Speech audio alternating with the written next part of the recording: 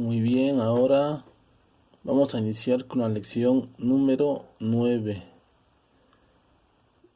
Es para el 31 de agosto del 2024. Muy buenos días a todos. Comenzamos con el bosquejo. El versículo para memorizar es Marcos 11:25 y dice así: y cuando estén orando, si tienen algo contra alguien, perdónenle, para que su Padre que está en los cielos perdone también sus ofensas. Es un versículo tan importante que debemos hacer porque a veces no nos damos cuenta, pero ofendemos a las personas. A veces estamos ofendidos o hemos ofendido y aún así no hemos pedido perdón. Pero ese perdón debe ser un perdón sincero, de corazón. Si no lo haces de corazón, si no es sincero, si no es genuino tu perdón, mejor no lo hagas.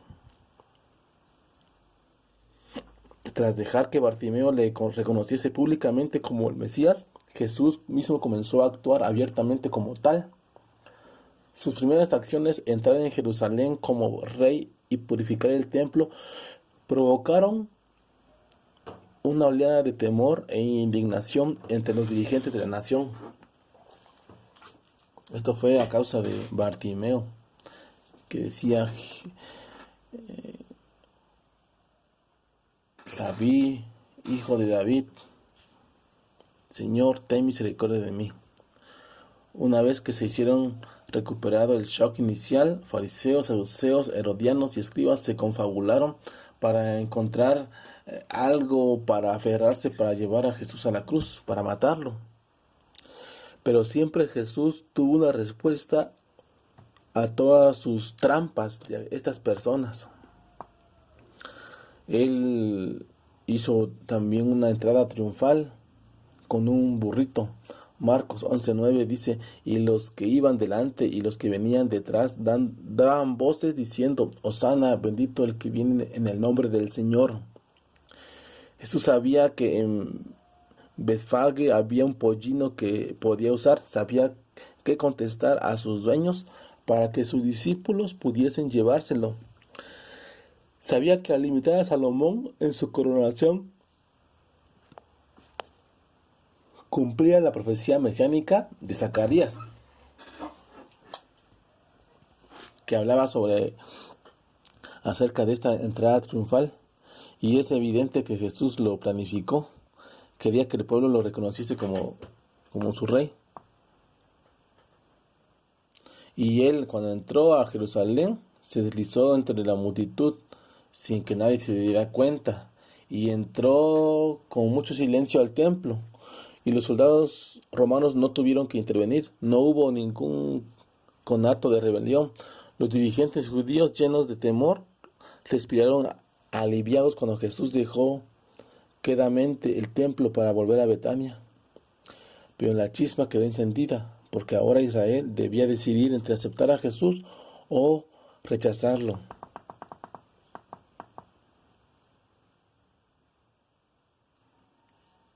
Hubo una maldición, pero también una purificación, cuando Jesús maldijo a la higuera. Y no la maldijo porque no tenía higos, sino porque aparentaba tener higos.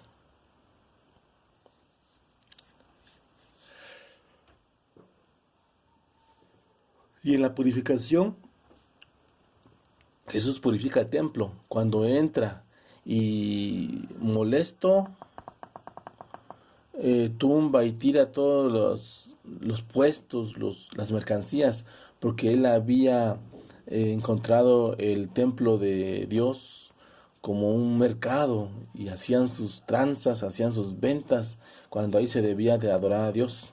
El templo es un lugar sagrado, un lugar en el cual debemos de entrar y debemos de ser respetuosos, de reverentes e ir a oír a la palabra de Dios, y debemos también de estar participando, porque es un lugar al cual se va a adorar a Dios. En el templo, el propósito de Dios era que él ofrecía salvación para todos, pero estaba corrompido y Jesús fue arrestado. La higuera,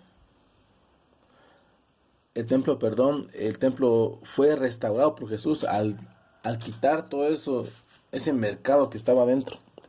Y la higuera, sus hojas atraían, pero eran como un engaño, ¿no? Porque no se veían sus frutos, pero no se veía también como alimento. Y eso fue desechado por Jesús.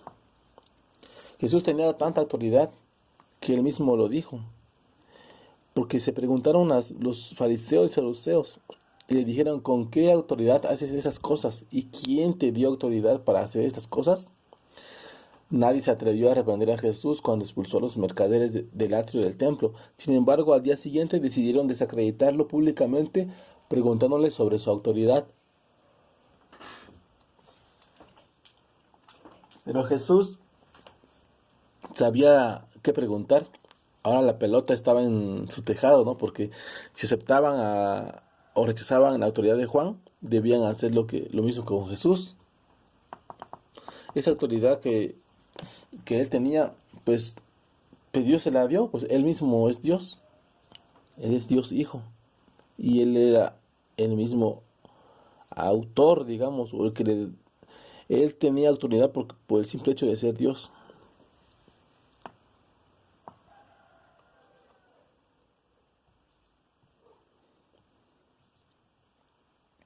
Los fariseos, saduceos le hicieron preguntas con una finalidad, ¿no? De acusarlo y poder entregarlo a la muerte. Y con tal de entrampar a Jesús, los fariseos y herodianos se unieron entre sí y estuvieron dispuestos incluso a alabarle y a hacer un aparente reconocimiento público de su condición de maestro. Pero la pregunta era claramente maliciosa. Admitir que debían pagar tributo implicaba ser condenado por el pueblo. Siempre Jesús respondía con un escrito está y siempre salía salvo, salía sin culpa, digamos, salía victorioso en cada pregunta porque no caía en la trampa de ellos. Admitir que no debían tributar era ser condenado por Roma también. Pero no solamente se libró de toda condenación, sino que aclaró la verdadera relación entre Estado e Iglesia. Porque él les dijo, ¿qué rostro ves acá? Le dijo al discípulo, ¿no? O a la persona que le dijo, en una moneda. Pues le veo el rostro de César, dijo. Y entonces dijo él, entonces dad a César lo que es de César y a Dios lo que es de Dios.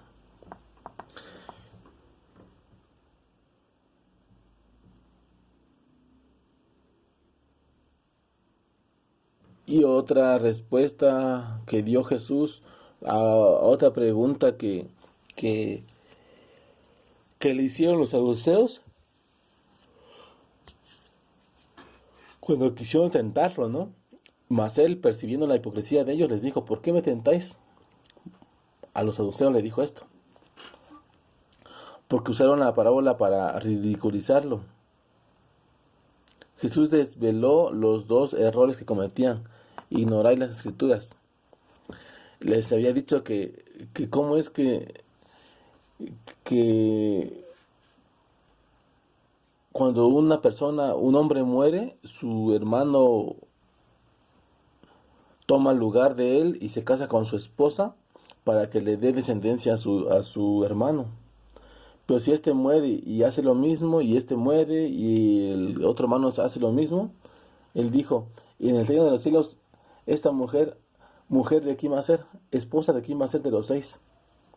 Y Jesús les dijo, ignorad las escrituras, porque al contrario, la Biblia enseña que nuestros cuerpos resucitados no serán los mismos que ahora tenemos, serán como los ángeles, y que la vida después de la resurrección no será una mera continuación de esta, ni se casarán, ni se darán en casamiento.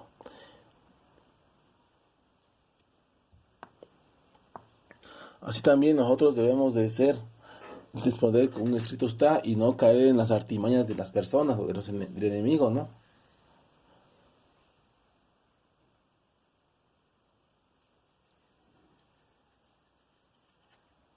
Pero también hubo una pregunta sincera.